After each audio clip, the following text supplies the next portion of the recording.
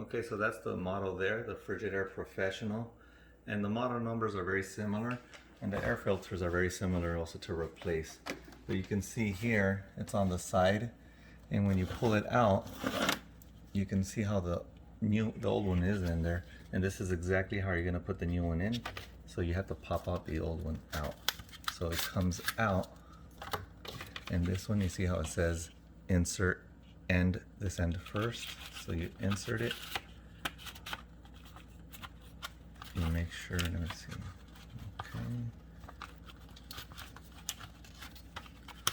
It's hitting the top. So there it is there. And then you're gonna put it back in. And just slide it in, and that's it. Okay, and as you can see, when you take out the water, you'll see how it has the red for the air filter. So after replacing it, you just press and hold. And then you see how it made that noise. So now when you take out the water, it'll be green.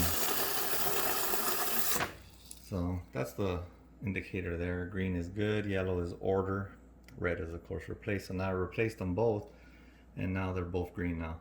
So thanks for checking out my YouTube channel. Leave a comment, let me know what you think. And like always, don't forget to subscribe. Thank you.